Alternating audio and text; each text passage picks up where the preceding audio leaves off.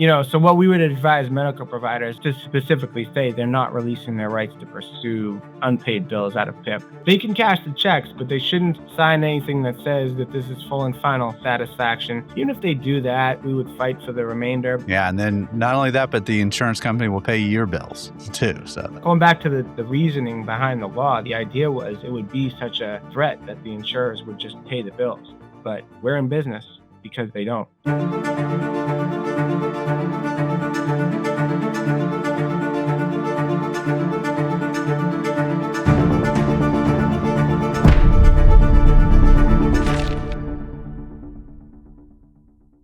Welcome to another episode of Boston Bearisters. I'm Matthew Peterson here with Matt LaMothe. Matt, thanks for coming on. Thank you. Thanks for having me. So Matt is here today to talk about PIP, which I assume stands for something that we'll get into. That'll be the first question, maybe. Right.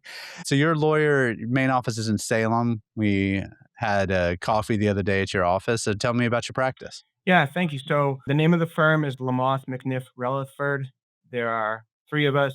We previously had an office in Chicago because Brian McNiff was there, but he has since moved back to the East Coast. So we have this office in Salem and an office in Sharon, Mass. And our practice is largely focused on PIP, as you mentioned. So we specialize in representing medical providers in claims against auto insurance companies to recover unpaid personal injury protection benefits, PIP benefits. Personal injury protection. All right, so we got that. Now, how long are you originally from the Boston area? Where are you from? Yes. I was born in Boston, lived in various cities around Boston until, Lynn. I grew up in Lynn mainly, and now I live in Salem with my family. The firm has been in existence for 5 years now. I've been in practice for 15, and for the entirety of that 15 years, I've been in Salem working on PIP collection one way or another. I have at times throughout my career,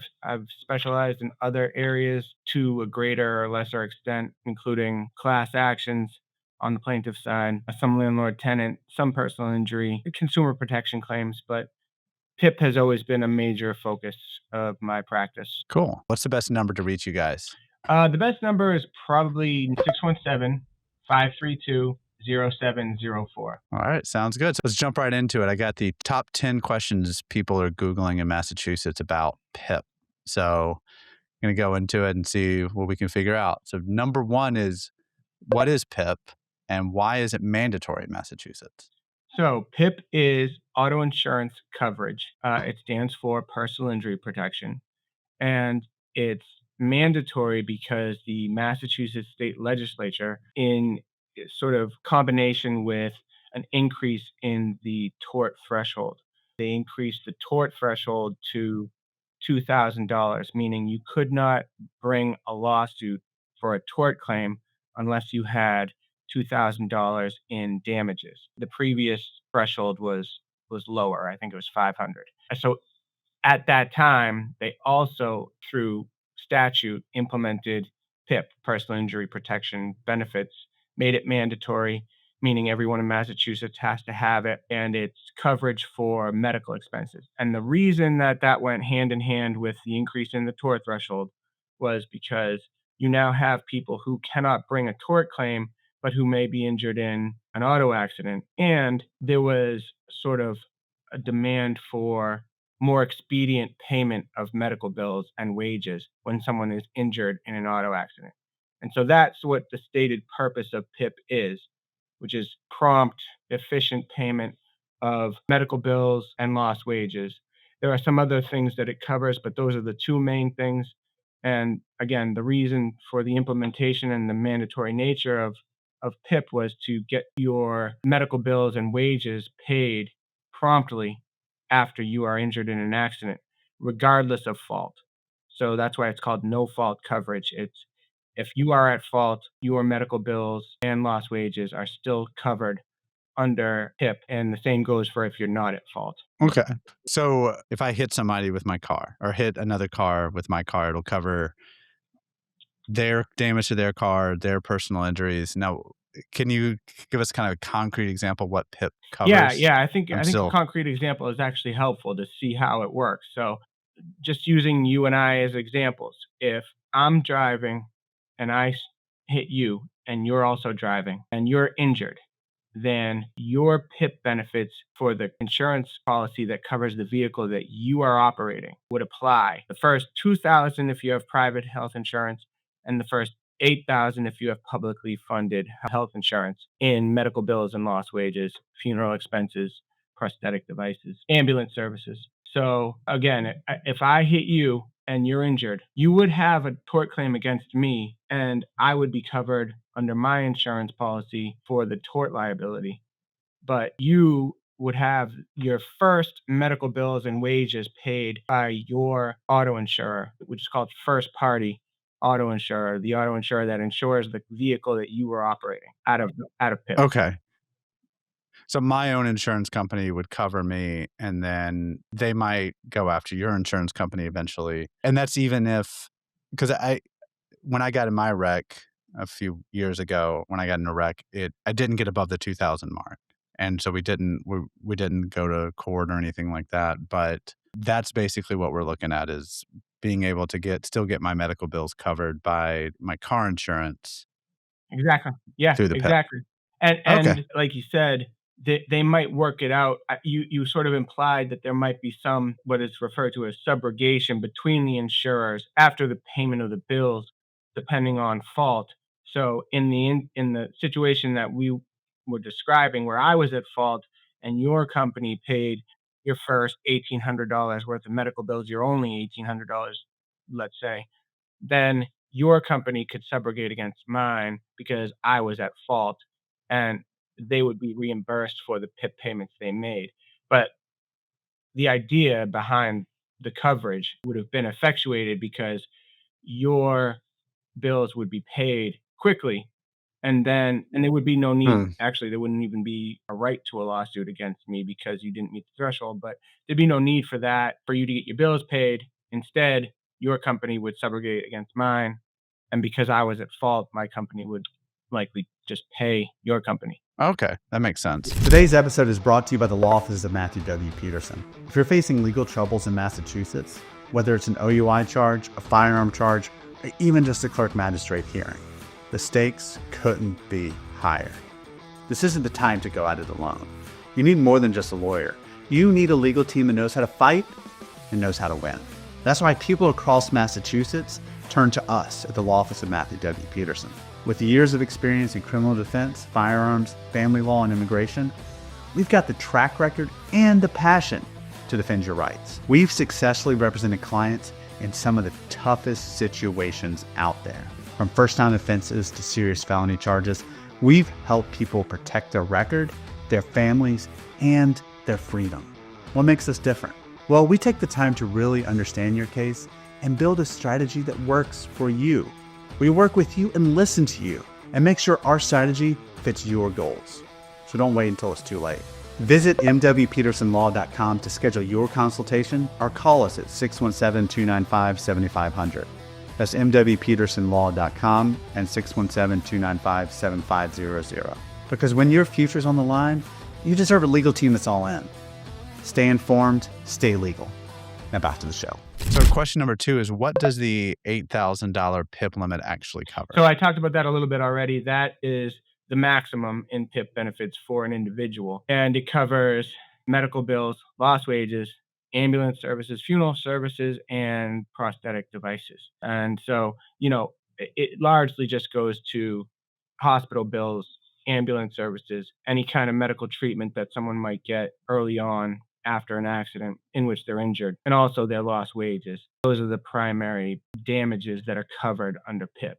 And it's 8,000 only if you have publicly funded health insurance. So that includes So like right, Mass Health. Mass Health. If you have no health insurance, then you have $8,000 in PIP. If you have Mass Health, Medicare, Medicaid, or a fully self-funded ERISA plan, then you have $8,000 in PIP coverage. Otherwise, you have $2,000, and any bills beyond the first $2,000 go to your health insurer, your private health. And everyone mandatorily has this coverage as a part of the car Right. insurance. So you can select not to have it and have a deductible, which really means you do still have it, but you are responsible for the first 8,000 or whatever your deductible ends up being. Deductibles are offered by auto insurers at a variety of amounts, 500, 250, 1,000, 4,000, 8,000. You can all of your PIP coverage can be consumed by a deductible, which would mean you are personally responsible for the payment of those medical bills as opposed to your auto insurer. But in a way, you still have the coverage. It's just that you're responsible for those bills as opposed to your auto insurer. And if you select a deductible Okay. that's less than 8,000, like for example, if you have a $1,000 PIP deductible, then you only have to pay the first 1,000 out of pocket. Then the next 1,000 will be paid by your auto, and then anything beyond 2,000 and some would be paid by your health if it's private health. So I think we're going to get to the PIP deductible in a little bit Yeah, too. So a I little will, foreshadowing for that, yeah. yeah, a little foreshadowing, a teaser. So it covers, you said lost wages. So a lot of times, if I get in a car wreck and I have to take a day off of work or multiple days off of work, how does that actually work? I mean, does my insurance company call me up and say, hey, did you have to take off work? Can we give you some money? Or what happens? There's a form that needs to be signed by your employer that basically sets forth the days that you were out of work and the amount of hours and your wages. And you would submit that to your auto insurer, and they would pay 75% of what you would have made had you worked those days. So it is But that important that sounds, that form is filled out, signed, and submitted, though. Sometimes with lost wages, and I'm speaking now on behalf of my clients, but someone would be injured in an accident and will likely miss work. And they'll have an attorney who will ask the PIP carrier to hold the PIP benefits because that their client is likely to be out of work. But technically, under the law, that's not proper. And the lost hmm. wages should only be paid out of PIP as they have accrued. And so if medical bills are submitted in the meantime, they should be paid. There shouldn't be any holding of the benefits upon the request of an attorney. It should just be based on a properly submitted claim for the lost wages. But if the person doesn't know that they have these benefits, I mean, do they have any right to find it out, or is this something that somebody just has to know to ask for? Well, you're gonna see different people in different situations. Someone who, say, is driving their own vehicle and crashes into a tree and injures him or herself is likely not to hire an attorney because there would be no one to bring a claim against. He or she was at fault. And if they're injured, they're probably at a loss as to what to do as far as the bills are concerned. I would assume they would think my health insurance will pay this, and they wouldn't know that they should submit the bills to their auto insurer, or that if they are out of work, they should get a form. But they might be able to work with their auto insurer and say, "I was injured," and kind of through communications with their auto insurer, receive the proper forms to present a PIP claim, and then get their bills and their wages paid out of PIP coverage. So, I think that person But that's only it'd be if a little bit more difficult potentially for that person to navigate the payment of those bills out of PIP than, say, someone who is struck by someone else, hires an attorney, and that attorney helps them navigate payment out of PIP of the medical bills and wages. yeah, because it just is now occurring to me that I didn't know anything about this. I mean, this is the first thing I'm finding out, and I got into a wreck. So there are probably plenty of people out there who this may happen to, and they don't know about this form. It's not like your insurance company advertises this because they want to keep their bottom line down. Yeah, right. And one thing I would advise people of in general, as far as PIP claims are concerned, is pay attention to communications that you receive from your own insurance company and do your best to cooperate because they may not pay. And if they don't pay, it becomes an issue that could trickle down, but they could not pay based on your failure to cooperate. So an example of that would be if they repeatedly try to communicate with you regarding your wages, for example, or your medical treatment, and you don't get back to them, you don't notify them. This is what they would say. They don't know that you've been injured. They don't know where you've treated, whether you've been out of work, how much you were making. And so, you might not get paid out of PIP unless you comply or cooperate with your own auto insurer. Okay. If the medical bills are over your threshold to the 2,000 or 8,000, then do you still have a right to lost wages, or is that something you have to sue for, or how does that work? The answer to both questions is yes. We might not have to sue, but you can make a claim. You might have to sue if you can't resolve the claim with the at-fault party. You would not if you were at fault, but you would if you were not at fault. So again, in the example where I hit you, you're injured, you miss work, you would have a tort claim against me that would include your lost wages for however long you were out of work, but your PIP claim would be capped at 8,000 and some.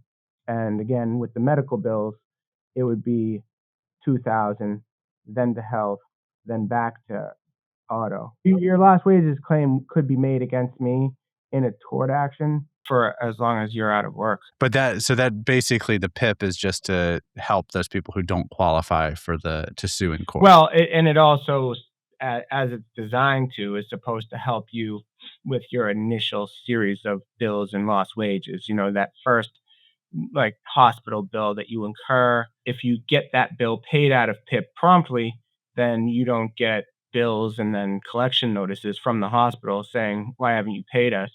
And then you have to say, "Well, I'm suing Matt, and I'm waiting on the resolution of my tort claim against him, and you'll be paid at the end of that." Instead, if PIP pays it, it's paid more quickly. Same with your Oh, initial wages. You know, that's like I said, that's the design of it, is to get your first bills and wages paid promptly. okay. So question number 3 is, how does PIP coordinate with my health insurance? Yeah, so this comes up a lot because health insurance is required in Massachusetts. A lot of people do have, like we said, Mass Health or other publicly funded health insurance. And so that brings you to the $8,000 PIP limit. But for those of us who have private health insurance, the PIP limit is 2,000, meaning your first party auto insurer will pay the first $2,000 in bills and wages. Then they'll send a notice that they've paid that first 2,000, and you will have to send any further medical bills to your health insurance. And so you do that, or your medical providers do that, and then they receive payment, ideally from the health insurer, but usually they receive partial payment, or there are some copays and deductibles that are applied, or some medical treatment that you receive is not covered by your health insurance. And in any of those instances, you can resubmit those bills back to the auto insurer, and then you can get up to the 8K limit from PIP. So that's how coordination Hmm. works. Again, it's auto for the first 2K, then health, then back to auto for any amounts that are not covered, or any copays and deductibles are not covered by the health Okay, insurer. this with the $2,000 we're talking about, that's the total bills. That's not my out of pocket. Right. So health insurance doesn't help cover that first 2,000. No, that needs to be paid by auto, or if you have a $2,000 deductible, like I mentioned, Okay. then you. But yeah.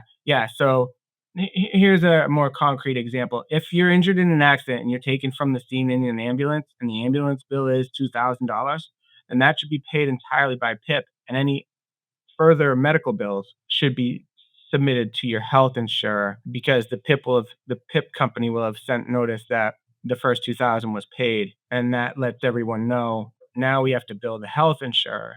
So those bills go to the health Hmm. insurer, the health insurer pays or doesn't pay, and then anything that remains unpaid should be submitted back to auto up to 8K. Okay.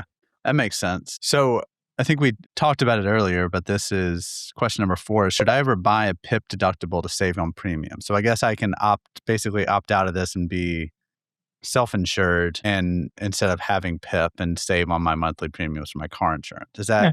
What's the Well, calculus on that? Is that's a that good worth way it? to describe it. You're insuring yourself. Your total out of pocket you would have to pay is $8,000 per person, and it would be, a risk that I don't think is worth it, because the monthly or the yearly premium for PIP is usually a very small portion of what you're paying in your total premium for your auto insurance. But, it's at the price that it's at because of the rate of, it's underwritten by actuaries that have math beyond my abilities, but they've figured out they can charge around $50 to $70 a year, charge that to everyone who has PIP, which is everyone aside from, like we said, the deductible people, and still make a profit, a pretty good profit likely on that, because there just aren't that many PIP claims per person who has auto insurance. But I still think it makes sense to have it because it's not a big expense. And if you are in a situation where, let's say you have a few people in your car and you're at fault and everyone's injured, you know, and they all have a significant amount of medical bills, you regret not paying $50 a year to have that coverage. Yeah, because then we're talking about what if you have 5 people in the car, that's $10,000 to $40,000 depending on Yeah, I don't whether it's a I'm 2 not sure actually if you can get a deductible for the other occupants, but I know you can for yourself. I think you may be able to. I'm actually not positive on that, but you can definitely for yourself. So I think what it would only do is reduce the amount that you have to pay per year for your own auto, for your own PIP coverage. And we're talking like a reduction from like $57 to $36 per year, and that just saves you Mm. from having to pay that. But if you are injured, you're gonna have to pay at least 2,000, depending on how the significance of your injuries. So, you could take the risk. You could probably take the risk and save the money, and never be in an accident and never be injured or never injure anyone else, and it all work out for you. But it's like any kind of insurance. I think on the whole, because it's a small portion of your total premium, I mean, it's the same kind of analysis that goes into whether or not to get the minimum for personal injury caused to others, or not, or more. If you're risk adverse, you would want 300,000 or 500,000 in coverage for injuries caused by you to others. But some people don't want to spend the money on the premium and just want the minimum mandatory coverage for injuries caused to others, and that would reduce their premium. But if they really hurt somebody in an accident, you know, they could be personally liable for a lot more than the minimum. Oh, yeah, definitely. So, usually it makes sense to go ahead and get the PIP, Yeah, not save on the I think premiums. so. I think Alright. unless PIP, for some reason, the premium drastically increases, or your insurance company is telling you that it's hundreds of dollars a year as opposed to between like 50 and 100. If that's the case, I would question why it would be that much compared to other insurers. It's shopping around, but you may not want to. Okay.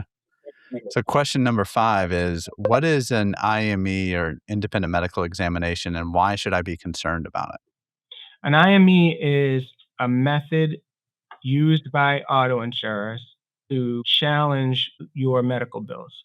So Mm, what they do is they ask you to appear for what's referred to as an independent medical exam at the office of some sort of medical provider, usually a doctor, who will examine you. And the purpose of it is to assess the extent of your injuries against the medical bills that they've received. So they would use it in an instance where maybe your vehicle wasn't damaged that badly, and yet you're treating with a medical provider for an extended period of time. There's some, I mean, giving them some credit, you would assume they do it to assess the extent of your injuries against the period of medical treatment or the types of medical treatment that you're getting. I think there are some instances where they do it just because the vehicle wasn't damaged that badly, or, the circumstances of the accident seem as though you shouldn't be that injured, and yet you've received medical treatment, like physical therapy, let's say, for an extended period of time. Some of it may just be sort of baked into their assessment, or if you're someone who has been in several accidents before and made several tort claims or PIP claims, that might prompt them to request that you appear for an independent medical exam.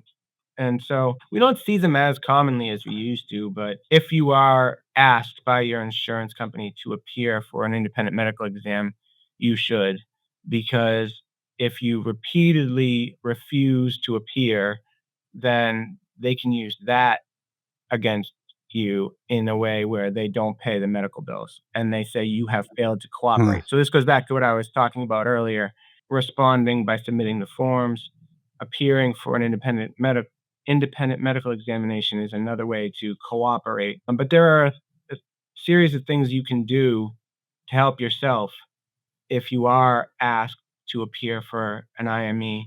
One is ask to have it be at a location that's convenient for you, not independent medical examiner who's an hour away or further. You could also take your own notes. It's independent, but if you know going in that this is for the purpose of assessing your injuries and potentially denying payment of your medical bills, if you have your own notes, those could be used to challenge a decision that says that you're not as injured as you say. And what would be important as far as notes go would be how thoroughly did he examine me? How long was the examination? Those kind of things. What do you know about my medical history? Because if it's very short, it's very brief, it's not thorough at all, and he or she doesn't know anything about your medical history, then, that I think cuts against a negative assessment of your injuries. So this is my own insurance company Yes. assessing me generally, Yeah. and you said request or ask. I mean, I guess they can't get like a sheriff to arrest me and take me there, Right. but they could deny me coverage if I refuse to Right, go. right. Like I said, they eventually, if you fail to appear twice, and that you could then see a denial of payment of your bills or wages based on what they would call non-cooperation. Yeah, because when you were describing this, I was like, "Oh, man, they could make me, like, go do an X-ray again and go to, like, the CAT scan machine." Is that the thing that the MRIs, like, they can make me do another one of those, but the worry is more that they'll be very brief, and they'll just say, "Yeah, this guy didn't seem that Right. hurt." Yeah, right, right. Well, I mean, if you look at it pessimistically, you think they just don't want to pay my bill. And so they've hired this independent medical examiner to say I'm not injured. But they try to shield themselves from that sort of implication by saying they don't have any involvement and there's some sort of separation between them and the examiner, but eventually, I mean, they all know what's going on. The examiner knows that they've been Yeah. hired by the auto insurer to do an IME, and so, you gotta be careful. Even though it is your own insurance company, you wanna do your best to entitle yourself to the coverage, and it could help to, first of all, appear, but also make sure it's convenient, it's close, and it's thorough, at least enough so that there could be an honest assessment. And what are my rights in that instance? Like, can they say, "Hey, you gotta drive to Springfield for this independent medical examiner," or can I say no? Like, is there some sort of right that I have there, or is it undefined? Well, if they didn't pay because you didn't appear, it would come down to whether or not you failed to cooperate. And the Hmm. assessment of whether or not you failed to cooperate would look into largely your communication with them. So, if you just ignore requests for an IME, you're putting yourself in the worst position because it's easy for them to say, "We asked you to appear for an IME and you didn't twice over, you just ignored it." If you respond and say, "I can't make it that day, I have this or that I have to do, or that's too far away," and you kind of go back and forth with them, and yet they then deny, then it's harder for them to establish that you failed to cooperate. You were attempting to cooperate, and they wouldn't cooperate with you. I mean, it needs to work both ways. Yeah, so I think, your rights are protected more so if you communicate with them about any difficulties with the exam. Instead of just saying, "No, I'm not doing it," Right, and then not responding to them at all. right. So question number 6 is, what happens if my PIP claim gets denied? You hit me and I call my insurance company and say, "Hey, I lost wages, or here's my medical bills," and they say, "Yeah, that stinks. Sorry." And they don't pay me. What Well, happens then? my first of all, my insurance company is likely to try to use that in any negotiations with your, attorney. If you are represented by an attorney and you have a personal injury claim against me, then my insurance company is likely to say, well, there was a determination that you weren't as injured as, you treated for, and or this amount of treatment beyond this date was not related to the accident or not necessary. And so, in your tort claim against me, they might use that to try to negotiate down whatever they might want to offer you. But the other takeaway from a denial is that you do have the right to challenge it.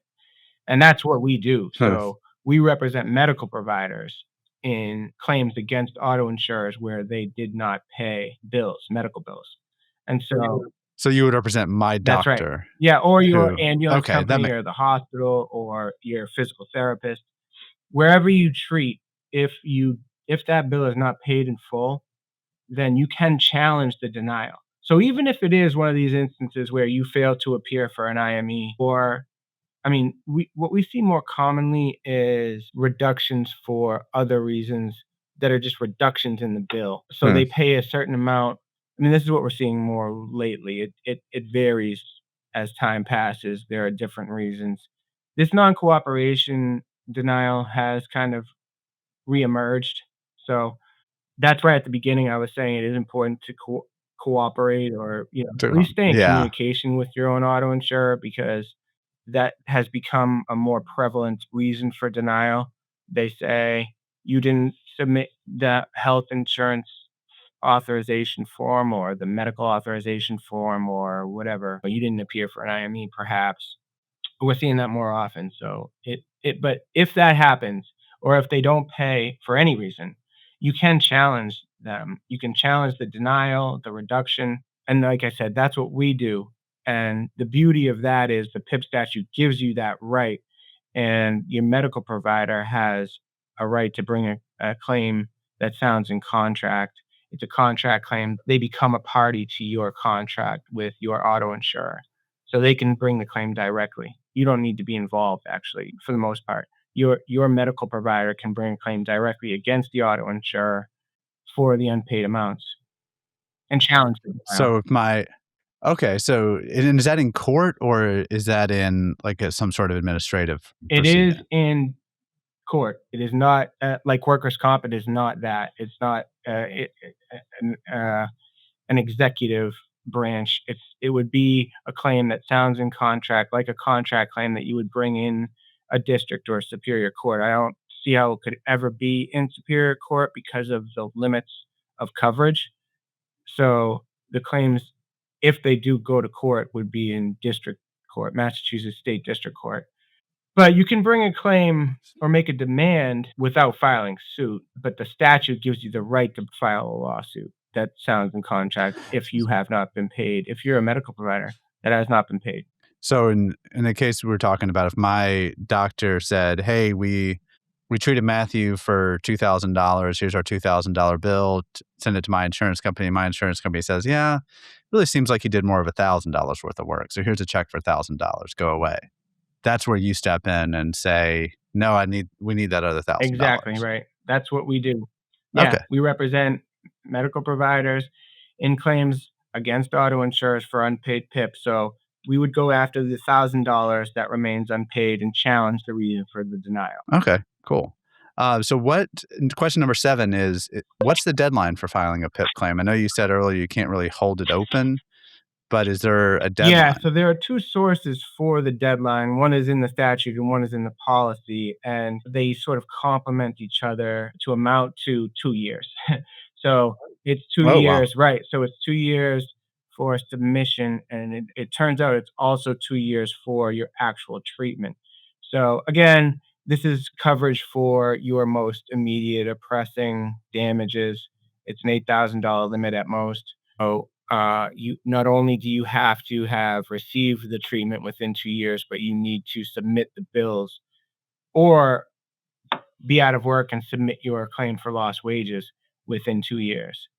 If you don't do either of those, they would have the right to deny based on untimely submission beyond the 2 years. Okay. But there are some instances where, uh, you know, y things can sort of extend that. One would be coordination, right? So if it takes a long time for your health insurer to, well, let's say you're right up against the 2 years, but you're still waiting for your health insurer to decide, or your auto insurer has not yet sent the 2K exhaust and the process is extended, then you could say that the 2-year limit should not apply because the 2-year timeline or deadline should not apply because it was out of your hands. It was due to someone else's delay, either your health insurer or your auto insurer. If your auto insurer doesn't notify you that first 2,000 has been paid, if there's a delay there, then you're not going to bill your health insurer and everything else gets extended and it may be beyond the 2 years. Hmm. And then Okay. So there there's are one other thing too. Sorry to cut yeah. you off, but you do have 6 years to challenge a denial. So even though you only have 2 years to present the claim to receive the medical treatment or lose the wages and present the claim, you have 6 years to challenge the denial.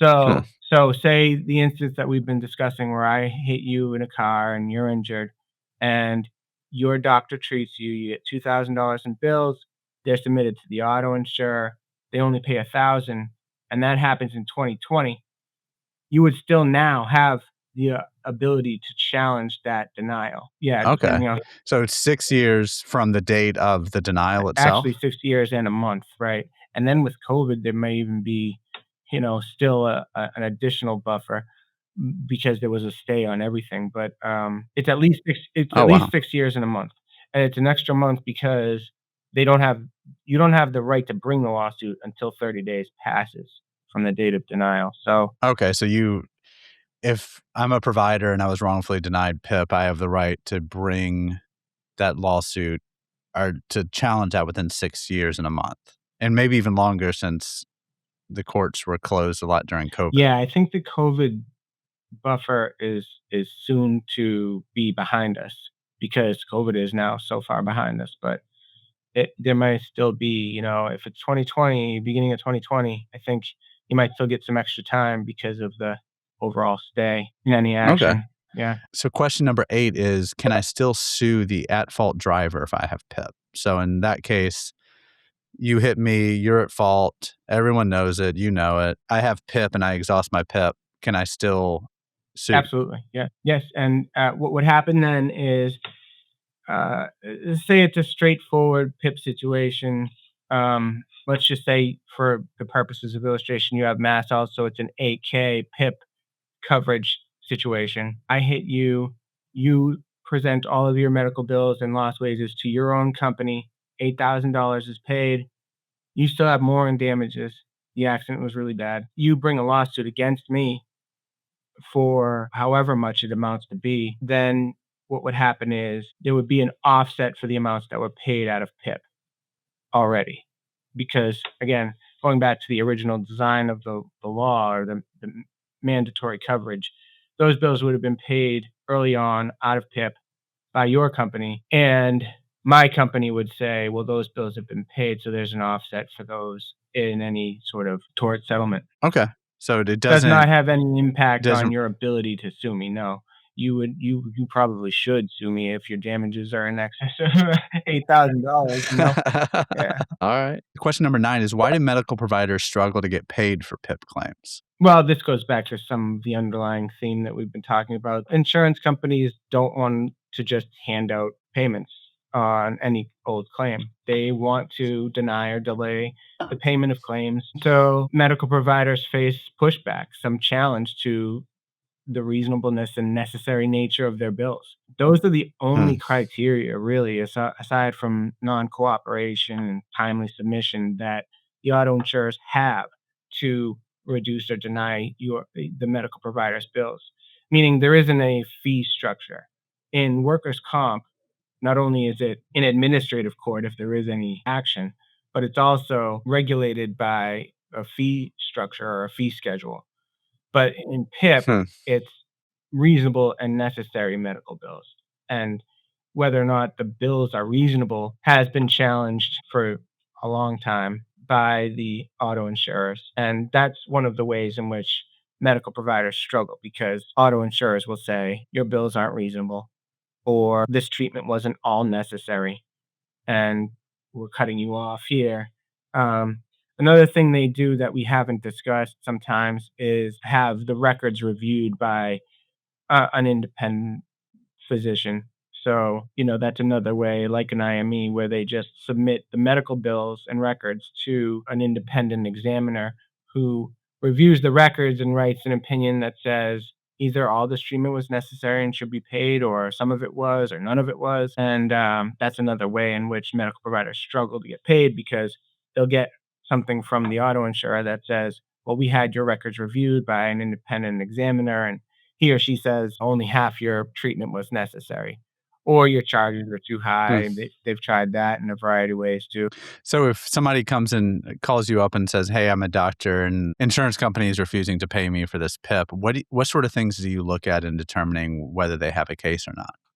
Well, we would first gather some preliminary information about the date of the accident, the name of the patient, the name of the auto insurer, and the timeline of the treatment, so the dates of service and the reason for the denial. But we would Okay. review any instance where, at my firm, we would be happy to review any instance where a bill was not paid by an auto insurer. A bill that was submitted to an auto insurer for payment out of PIP and was not paid, we would take a look at it because we've been able to recover unpaid bills in a variety of situations or situations where they were not paid. So, yeah, Okay. so a lot of times what we'll see is we'll get a call from a medical provider who will have a very unique sort of situation where he or she will treat somebody and they have some difficulty with the art. One that came in recently was a physical therapist in Worcester treated someone, and the PIP company denied payment of the bills because the treatment began too long after the accident. And of course, this Hmm. physical therapist will say, and as will the patient, that the treatment was related to the injuries sustained in the accident and the extent of the treatment was necessary to get the person back to where he or she was before the accident. But the auto insurer has determined that, because there was too much time that passed between the day of the accident and the treatment, they're not paying. And that's how we would fight that denial for sure. So how does that work if, they shorted me $1,000? At what point is it not worth it?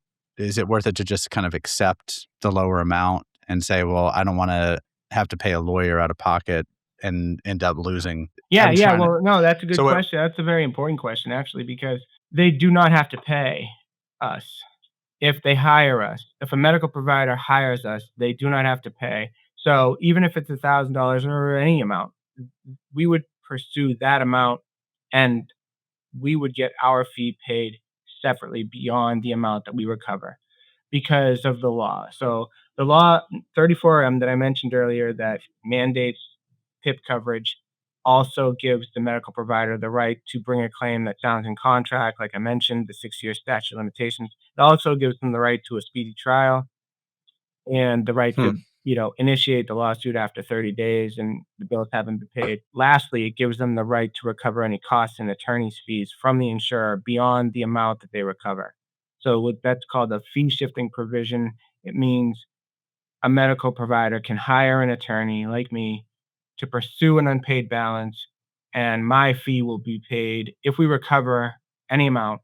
My fee will be due and payable by the auto insurer and not the medical provider, my client. So So even if it's $1,000, I could still get my $1,000 full, and then you would get your full payment and cost. It's not like I would have to pay filing fees out of that, a contingency fee, things that's like right. that. That's right. Okay. Question number 10 is, what can medical providers do when insurance companies refuse to pay? I assume it's call Right. you. That's what I would say. You guessed it. Yeah.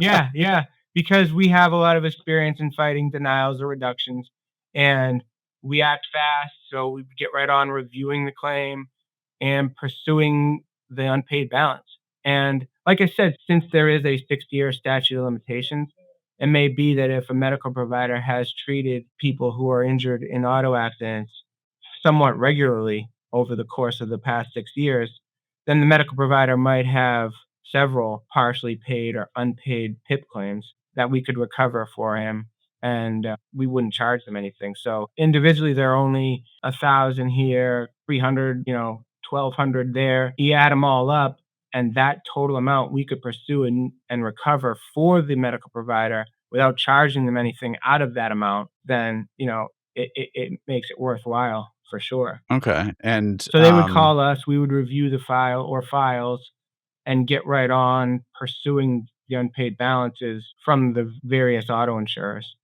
And once we collect it, we give okay. them the amount we collect, and we get our fee separately. So if a medical provider is in that situation where we talked about, my doctor gets a check for $1,000, he thinks his services were worth $2,000.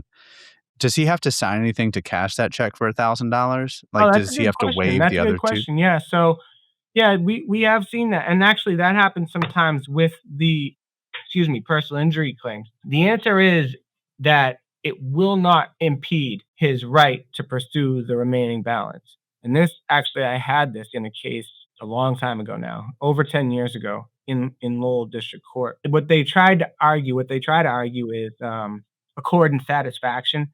So they try to say, well, we paid you and you cashed that check. And sometimes what will happen is the personal injury attorney will get involved. That's why I mentioned that.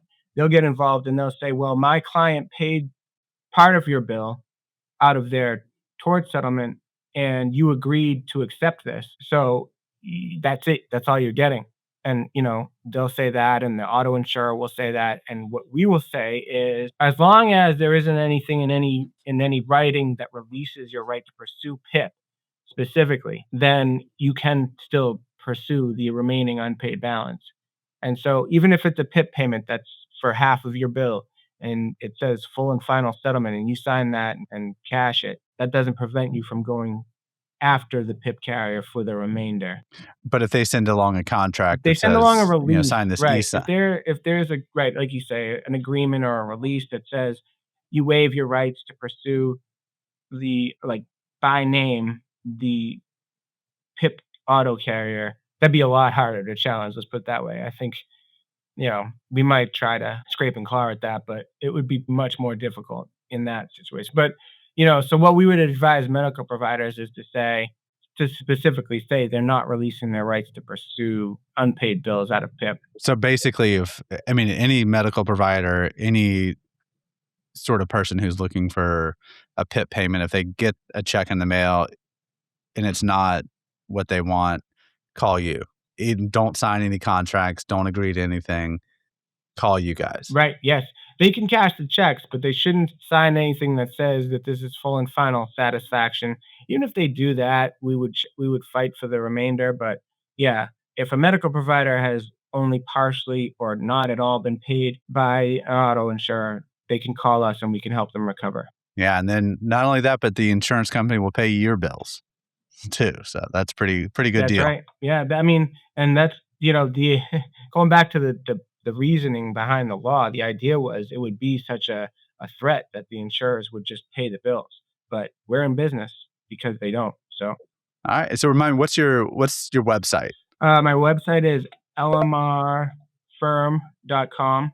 It's also the end of my email, so it's my first initial last name at lmrfirm.com. Okay. And what's that phone number again? 617-532-0704. And do you represent people all across Massachusetts? Yes. Or actually, you mentioned Worcester earlier? We even represent some in Rhode Island, because if you're a Rhode Island medical provider and you treat people who are injured in accidents in Massachusetts or injured in vehicles that were insured under a Massachusetts policy, we can often recover out of Massachusetts PIP. But yeah, all across Massachusetts, Rhode Island, maybe even New Hampshire. All right. Well, thanks, Matt. This has been great. And hopefully it'll help a lot of people who are struggling with this. A lot of medical providers who think that they have no options. Thank you. I would be happy to help anyone who's just, has some follow-up questions if they don't understand what we've discussed here today. It's a lot to take on in one sitting. Yeah, definitely. Well, I appreciate it. And that's been another episode of Boston Bearisters. If you need help with PIP, if you were denied a PIP payment, then call Matt LaMothe. Thank you. Thanks for having me.